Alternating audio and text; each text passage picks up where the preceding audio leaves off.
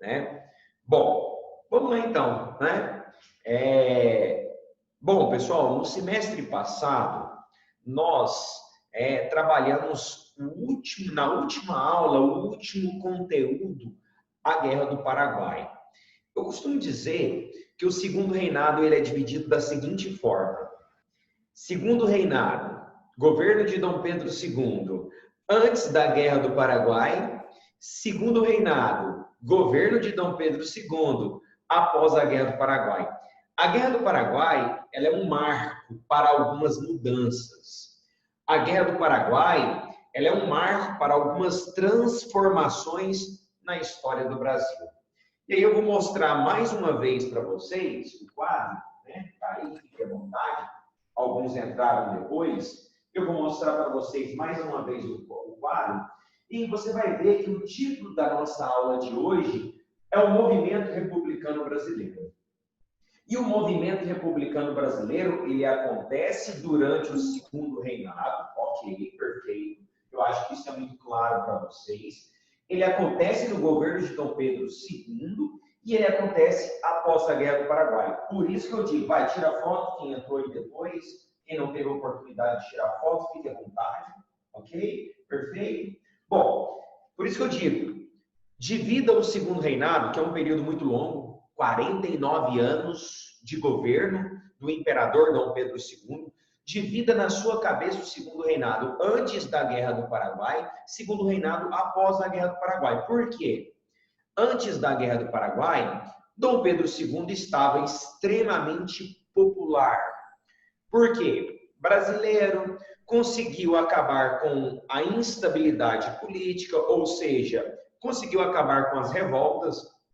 A única rebelião que de fato acontece no governo dele foi a rebelião praieira. Até porque a balaiada e a farroupilha, ele apenas combateu, elas são rebeliões do período regencial. Termina no governo dele, mas começa no período regencial. Então você para e pensa, olha que loucura. 49 anos de governo, apenas uma rebelião, que foi a rebelião praieira, na cidade de Recife, no Pernambuco, na província do Pernambuco. Então ele consegue acabar com a instabilidade social, com as revoltas, com a instabilidade política, alternando liberais e conservadores no poder, não é? Centralizando o poder político em suas mãos, restaurando o poder moderador. Dom Pedro II também foi centralizador, também foi absolutista e consegue, através da grande exportação do café, né, recuperar a economia brasileira. Então, o Brasil estava bem politicamente, socialmente e economicamente. Preste atenção. Até a Guerra do Paraguai, ok? Até a Guerra do Paraguai. O Brasil era o maior produtor e exportador de café do mundo. O Brasil vendia café literalmente no mundo inteiro. O Brasil estava construindo ferrovias que ligassem o interior com o litoral para facilitar tanto a exportação de seus produtos, o café principalmente, como a importação dos produtos europeus. O Brasil passava por um surto industrial, por mais que não tenha tido tanto sucesso durante a Era Mauá. O Brasil também dava início a um processo abolicionista. O Brasil também incentivava a chegada de milhões de imigrantes. Veja bem, o Brasil vivia um momento extremamente positivo até a Guerra do Paraguai. Eu preciso que vocês entendam isso. Tá? Dom Pedro II era brasileiro, Dom Pedro II era nacionalista, Dom Pedro II era intelectual, Dom Pedro II era desenvolvimentista, Dom Pedro II tinha ótimos projetos para o Brasil, até a Guerra do Paraguai. A Guerra do Paraguai, ela marca uma mudança radical durante o segundo reinado. Porque a Guerra do Paraguai, após a Guerra do Paraguai, obviamente, lembrando que ela acaba em 1870, ok? A Guerra do Paraguai, última aula nossa do semestre passado, a guerra acaba em 1870. Após a Guerra do Paraguai, nós temos o início do movimento republicano no Brasil. A chegada das ideias republicanas. E não só a chegada das ideias republicanas, mas a aceitação das ideias republicanas no Brasil.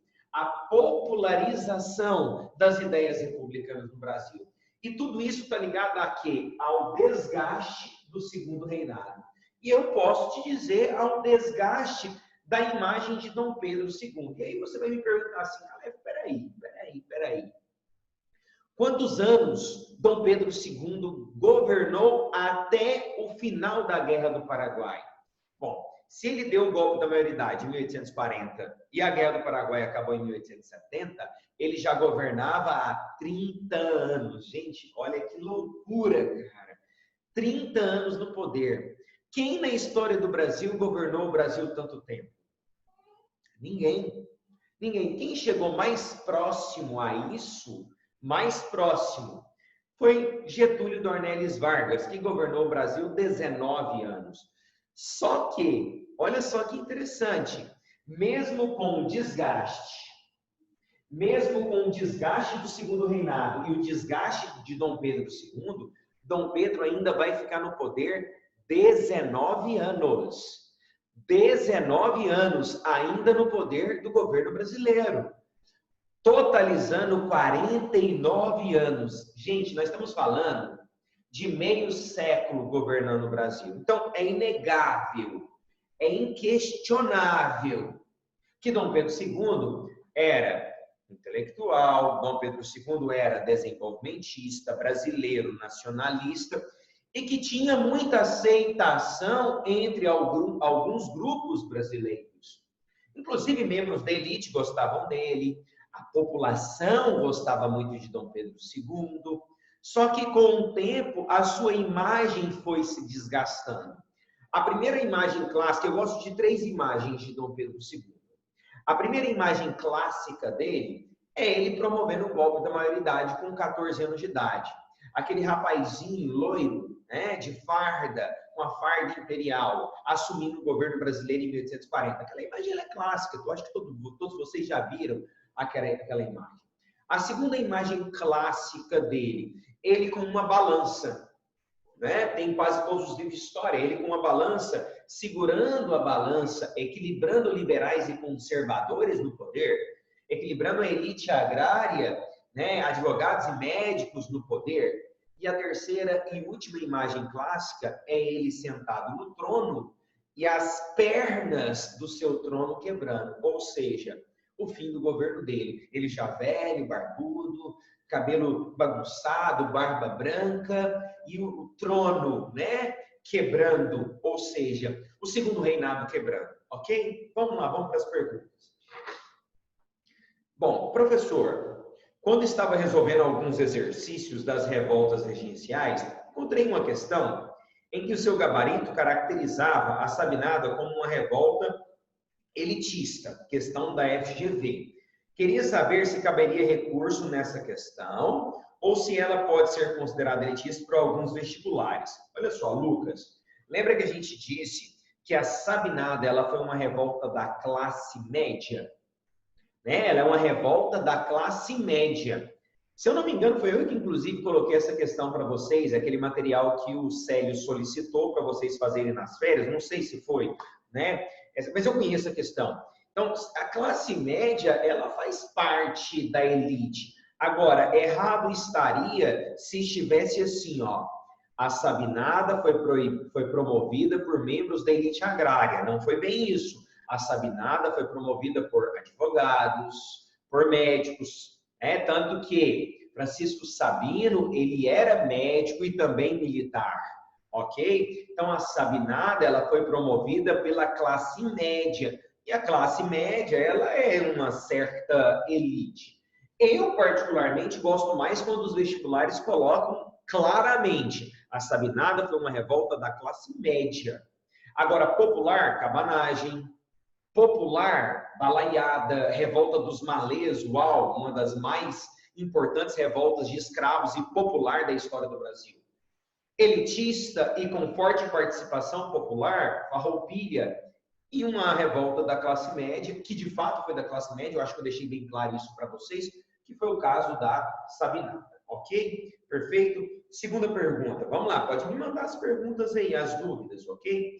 Como era a amizade dele, eu acredito que Dom Pedro II, né, o dele aí, com as outras nações da época. O Brasil tinha muita proximidade na época com dois países. A Inglaterra, obviamente, pela sua intensa relação comercial. Então, o Brasil tinha uma forte proximidade com a Inglaterra e também com a Áustria, né? Aquilo que nós chamamos de Império Austro-Húngaro. Até porque, né, a mãe dele era austríaca, a mãe de Dom Pedro II, ok? Já falecida, mas era uma princesa austríaca.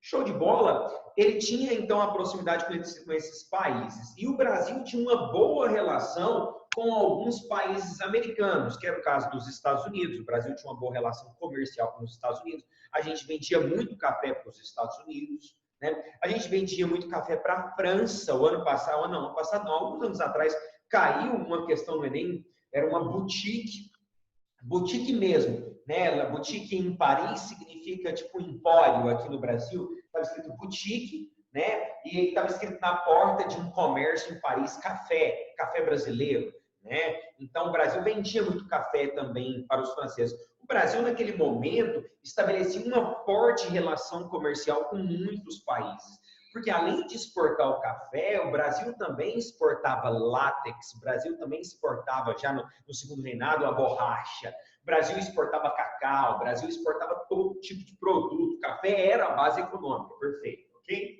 Show de bola? Vamos lá, Sandy. Professor, o movimento republicano brasileiro foi espelhado em algum movimento? Olha, o movimento republicano brasileiro vai ter forte influência do movimento republicano norte-americano, isso é inquestionável. Não é? Isso é indiscutível. Tanto é que o primeiro nome do Brasil, logo após a proclamação da República, foi Estados Unidos do Brasil. Olha que doido, né? Estava na nossa Constituição. Aliás, gente, até a ditadura militar, o nome brasileiro real era Estados Unidos do Brasil. Foi durante a ditadura militar brasileira que eles mudaram a Constituição e estabeleceram República Federativa Brasileira. Então, nós tivemos uma forte influência do processo republicano norte-americano, né? Agora, vale lembrar que a proclamação da República Brasileira tem influência das ideias positivistas. Eu coloco aqui, ó, de Auguste Comte. Nós vamos trabalhar durante a aula de hoje, né? Seja nessa primeira ou na segunda. Mas, resumidamente, nós temos uma forte influência do processo republicano norte-americano. Até o nome, né, foi espelhado no nome que acontece nos Estados Unidos da América e Estados Unidos do Brasil. Muitas características constitucionais foram instituídas dentro da nossa Constituição de 1891. Nosso primeiro presidente era militar, o primeiro presidente dos Estados Unidos também era militar, George Washington, né? O nosso aqui, Marechal Deodoro da Fonseca, considerados heróis de guerra, heróis nacionais, percebe essa influência? Eu acho que em todo o continente americano, nós tínhamos influência da independência e do estilo político republicano dos Estados Unidos, né? Tanto é, cara, que os Estados Unidos, mesmo proclamando a República, não aboliu a escravidão, e o Brasil também, mesmo proclamando a República, não aboliu a escravidão, né? Aliás, nós sabemos que o Brasil foi o último país a abolir a escravidão no mundo. Show de bola? Estou adorando as perguntas. Manda brasa, gente, manda brasa. Vamos lá. Mais uma pergunta. Professor, inclusive a bandeira do estado de Goiás, ela é muito semelhante à bandeira dos Estados Unidos, né? Então, algumas bandeiras, no Brasil, elas tiveram influência das bandeiras norte-americanas também. Agora, vale lembrar que a nossa bandeira nacional republicana, ela tem características positivistas, ordem e progresso.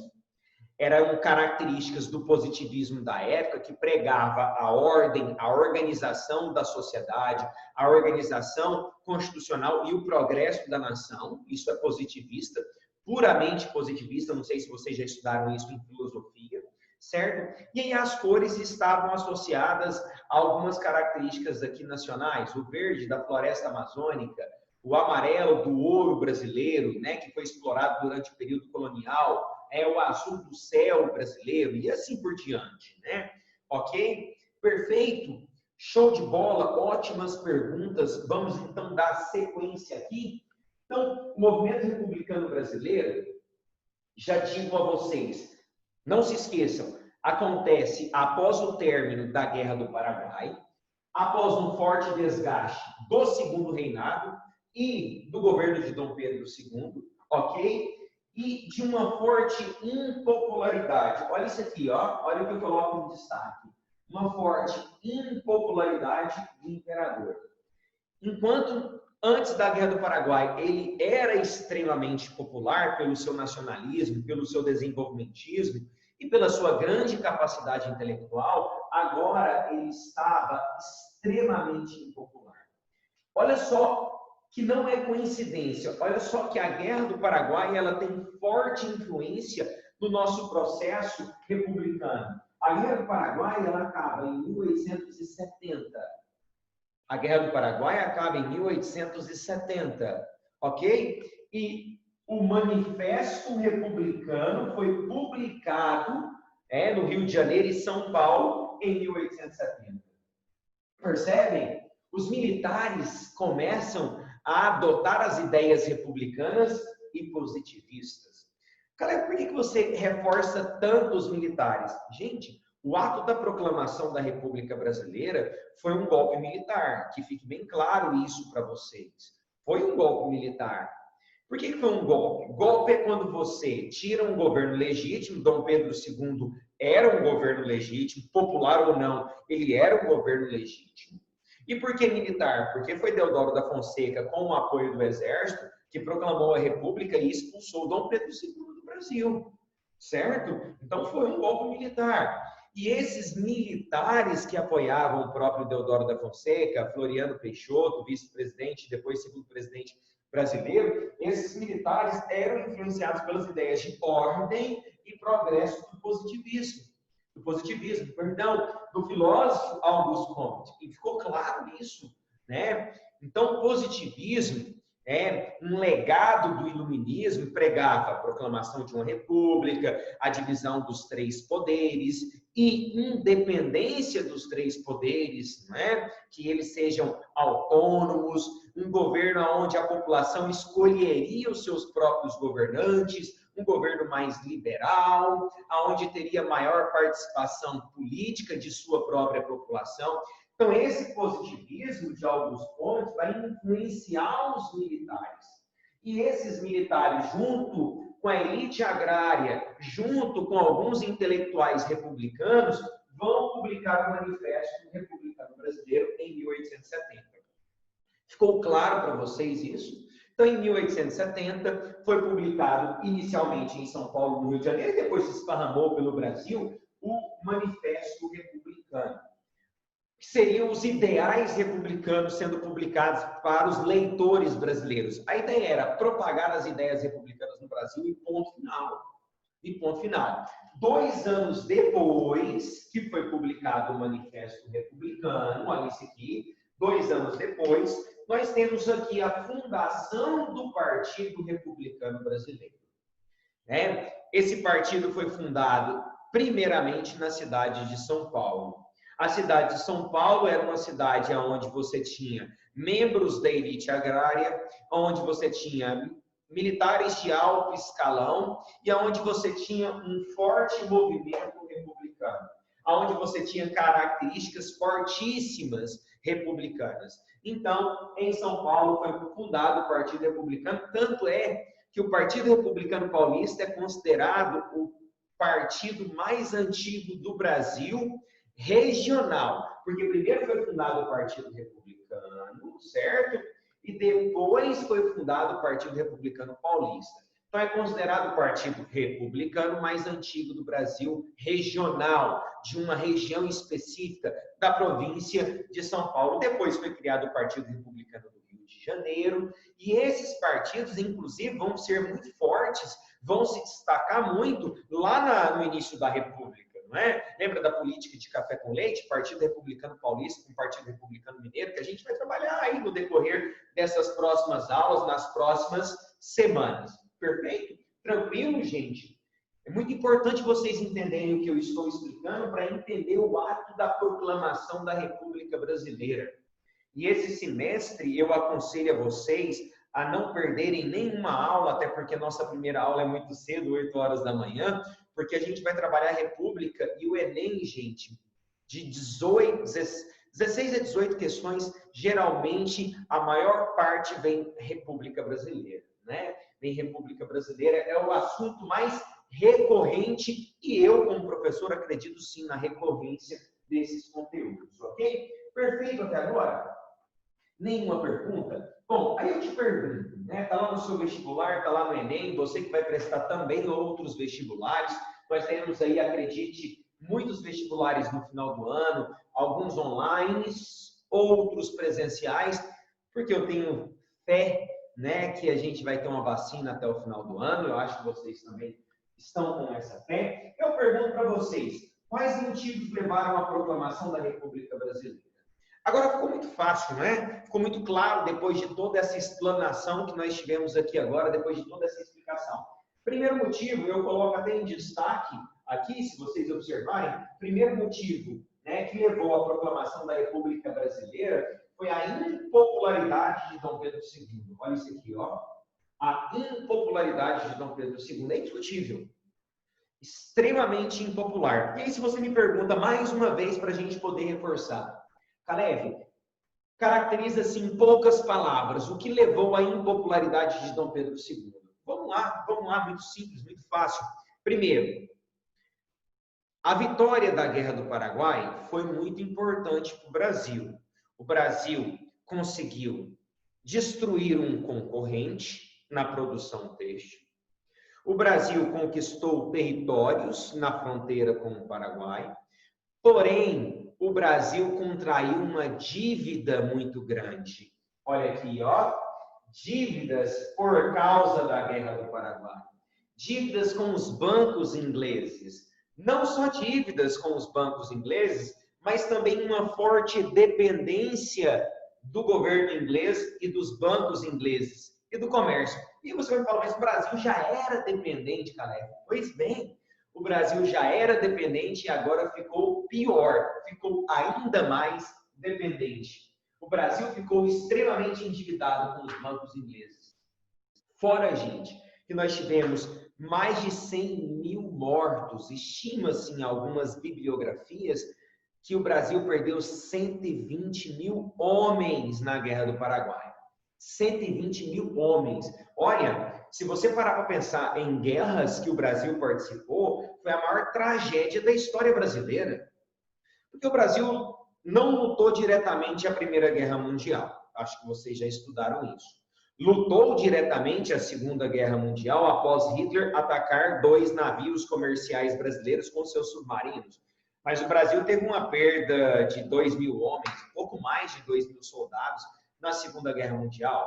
O Brasil teve uma perda muito pequena. Aqui na Guerra do Paraguai, nós tivemos mais de 120 mil homens morrendo na Guerra do Paraguai, uma guerra aí que durou pouco mais de 6 anos. Então, o Brasil teve uma perda humana muito grande, muitos soldados, muitos homens foram obrigados a se alistar e lutaram a guerra e morreram durante a Guerra do Paraguai, por mais que o Brasil tenha saído vitorioso, e por mais que o Brasil tenha conquistado territórios na Guerra do Paraguai, o Brasil também contraiu muitas dívidas. Destaque isso em seu caderno, tá? O Brasil contraiu muitas dívidas, tá? Durante a Guerra do Paraguai. Terminou a guerra, nós estávamos endividados, e eu te pergunto, em quem a população coloca a culpa dessas dívidas? Em quem a população coloca a culpa das mortes na Guerra do Paraguai? Fala comigo, em quem a população coloca a culpa? Conversa um pouquinho comigo aqui, vai. Em quem a população coloca a culpa? Das dívidas, da dependência com a Inglaterra? Em quem a população coloca a culpa dessas mortes? Muito bem, Sibeli. No governante, Sandy. Muito bem, Sibeli colocou Dom Pedro II, a Sandy colocou no governante. Gente, é uma coisa muito clara. Eu vou dar um exemplo muito real para vocês. Se o Brasil entrar em um colapso econômico agora, e eu acredito que o Brasil vai sofrer o ano que vem. Esse ano nós sofremos com a pandemia, e eu acredito que o ano que vem a gente vai, não só o Brasil, mas o mundo inteiro vai sofrer com a crise econômica, né? Acho que o mundo inteiro vai sofrer o ano que vem com a crise econômica. Talvez o Brasil nem tanto, porque a base econômica do Brasil é a produção de gêneros agrícolas e a gente não teve perda, né? A agricultura brasileira nunca produziu e vendeu tão bem, e a pecuária nunca produziu e vendeu tão bem como agora durante a pandemia, não é verdade? Mas o mundo inteiro vai sofrer uma crise econômica. E a população tende a colocar a culpa em quem? No governante, no governante. Aí você vai falar assim, peraí, Calef, vocês me responderam muito bem. A população colocou a culpa das dívidas no Dom Pedro II, sim. Mas não foi Dom Pedro II que provocou a Guerra do Paraguai, verdade. Nós sabemos muito bem disso. Quem provocou a Guerra do Paraguai não foi Dom Pedro II. Quem provocou a Guerra do Paraguai foi Solano Lopes, que inclusive invadiu o território brasileiro. Dom Pedro II e o exército brasileiro reagiu contra o expansionismo de Solano Lopes. Mas a população não quer saber disso. A população coloca a culpa em Dom Pedro II pelas mortes, pelas dívidas e pela dependência. E aí, para piorar a situação, Dom Pedro II vai aumentar os impostos para pagar essas dívidas. E aí, ele aumenta os impostos justamente do povo, da população, que vai ficar ainda mais, desculpa a expressão, revoltada. Agora vai a expressão emputecida, né? Porque a população não gosta de pagar altos impostos. Perguntas, vamos lá.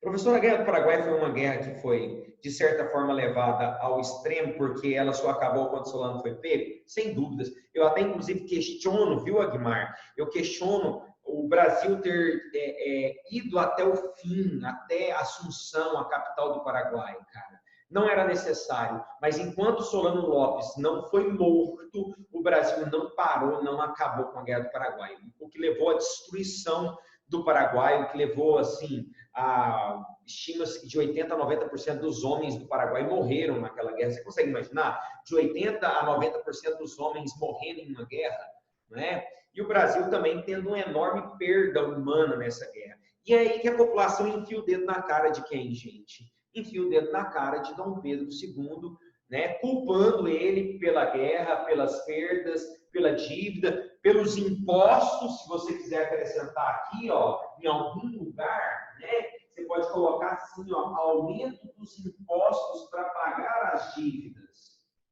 Então, o Brasil aumenta os impostos em 1870. E a população vai colocando culpa em quem? Dom Pedro II, e ele vai ficando cada vez mais do quê? Impopular. Né? E aí nós veremos uma situação extremamente contraditória, porque o Brasil era o maior produtor e exportador de café, o Brasil exportava cacau, o Brasil exportava látex, o Brasil exportava açúcar, o Brasil exportava gêneros agrícolas para o mundo inteiro, o Brasil era um dos maiores produtores de grãos do mundo inteiro, e de repente nós vivíamos, olha isso aqui, nós vivíamos uma crise econômica. Que loucura, cara! Como assim o Brasil vive uma crise econômica? A crise econômica provocada pelos gastos, olha onde eu reforço, pelos gastos com a Guerra do Paraguai. E aí, cada vez mais, a população associa Dom Pedro II a essa guerra. Por mais que ele não tenha provocado a guerra, por mais que ele não tenha escolhido participar da guerra, o Brasil só estava reagindo ao expansionismo de Solano Lopes, que invadiu o Brasil, querendo controlar o Canal da Prata, não é? Então, gente, essa é a grande verdade. Por isso que eu digo para vocês, sabe quem que ganhou com a Guerra do Paraguai? Quem ganhou e ganhou muito com a Guerra do Paraguai? A Inglaterra. Por quê? Uruguai, dependente economicamente da Inglaterra. Brasil, dependente economicamente da Inglaterra. Argentina, dependente economicamente da Inglaterra. Paraguai, destruído, que era um concorrente da Inglaterra na América do Sul. Percebe? A Inglaterra ficou muito forte após essa guerra. Ela passou a ser extremamente dominadora aqui na América do Sul. Já era, né? Ficou ainda mais forte. Vamos para as perguntas. Calef, eu posso associar isso ao atraso no desenvolvimento do Brasil? Na verdade, assim, eu gosto muito da sua afirmação para o Paraguai. Olha só, muitas pessoas me perguntam por que o Paraguai é o país mais pobre da América do Sul? Por causa da Guerra do Paraguai. Eu tive o prazer de conhecer eu tive o prazer de conhecer o Paraguai. Estou tentando falar a palavra nossa, tá difícil. Nossa, gente, credo. Vou nem tentar mais. Eu tive o prazer. Não tá saindo, Sandy. minimamente, agora saiu, ó, minimamente, como que não sai a palavra tão fácil? Vocês devem estar morrendo de rir aí, né? Eu tive o prazer de conhecer o Paraguai, que inferno, gente, minimamente, né? E o Paraguai é um país muito pobre, é um país que até hoje está arrasado. Você vê, né, os legados deixados pela Guerra do Paraguai. Agora, dizer que o Brasil é atrasado por causa da guerra, eu acho que o Brasil é atrasado por uma série de fatores. O fato do Brasil ter tido muito tempo escravos, né? O fato do Brasil ser um país extremamente preconceituoso e racista, o fato do Brasil, após a independência, ter adotado uma monarquia e não uma república, também atrasou o Brasil aí em quantos anos, né? Em quantas décadas. Já poderia ser uma república desde o ato da proclamação da independência do Brasil. O fato do Brasil ser governado pela elite, e a elite só atendeu os seus próprios interesses. O fato do Brasil ter sido uma colônia de exploração e ter sido extremamente explorado, nossas riquezas sendo enviadas para a Europa, né? Então, existem outros fatores. A Guerra do Paraguai também. Agora, você pode dizer, Sandy, que o Paraguai, sim, foi destruído, né, com a Guerra do Paraguai. Gente, é vergonhoso você conhecer principalmente aquela região ali da Cidade do Leste, onde é a tríplice fronteira, né? Eles vivem de fato do contrabando de cigarro, contrabando de armas, contrabando de drogas, contrabando de produtos chineses, né? Contrabando de produtos de quanto é tipo, cara. É uma loucura aquela ponte ali, uma ponte da amizade, ok? Mas vamos continuar aqui, que eu preciso só finalizar um ponto aqui. Se tiver perguntas, podem mandar aí para mim, por favor, ok? Vamos lá, então. Eu tenho aqui, ó, presta bastante atenção que você vai precisar isso na nossa segunda aula hoje. Eu tenho aqui o fortalecimento político dos militares. Até então, os militares não tinham muita participação e nem influência política no Brasil. Após a Guerra do Paraguai, a população aponta o dedo para a cara de Dom Pedro II, você é culpado pelas mortes, você é culpado pelas dívidas, você é culpado pela dependência com a Inglaterra e você é culpado pelos altos impostos. Porém, a população reconhece que o exército é composto por heróis, porque os heróis venceram a guerra, venceram Solano Lopes, venceram a Guerra do Paraguai. Então, o exército é intitulado como herói. E como herói, eles acabam se fortalecendo politicamente. Tanto é que são eles que vão proclamar a República Brasileira. Marechal Deodoro da Fonseca, Marechal Floriano Peixoto, para quem não sabe, o conceito marechal era dado para militares, não é? A patente marechal era dada para militares de grande prestígio. Só para você ter ideia, hoje não existe isso mais no Brasil, a patente de marechal. Então, eram militares que lutaram guerras, inclusive eles participaram da Guerra do Paraguai, né? Geralmente também intelectuais, eram militares importantes na história do Brasil. Então, eles se fortalecem politicamente e eles vão proclamar a República Brasileira. Isso ficou claro para vocês até então? Agora, o fortalecimento, presta atenção, eu sei que está quase acabando, mas eu preciso que você entenda isso aqui, que o resto eu trabalho na nossa próxima aula ainda hoje, ok? O fortalecimento político dos militares vai criar em Dom Pedro II, né, uma insegurança muito grande. E Dom Pedro II começa a cortar os seus laços com os militares. Inclusive, Dom Pedro II vai perseguir alguns militares republicanos no Brasil.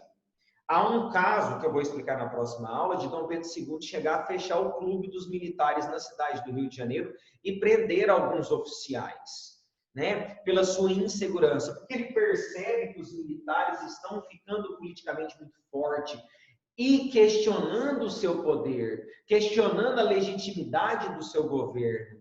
Então ele começa a perseguir alguns militares, o que foi muito ruim para o Dom Pedro II, e os militares acabam proclamando a nossa república.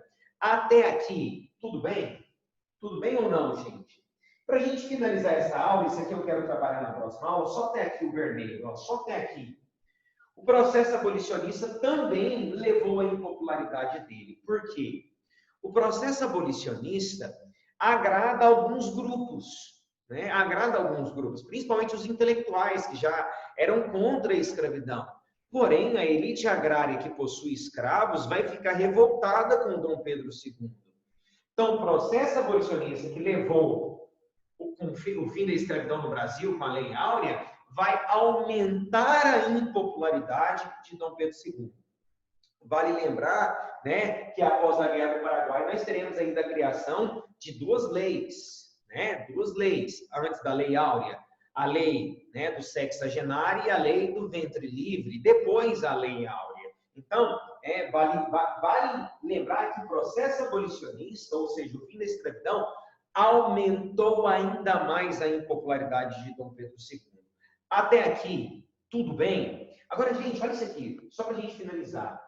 Impopular, muitas dívidas, altos impostos, forte dependência com a Inglaterra, a população colocando a culpa nele pelas dívidas, pelas mortes na guerra.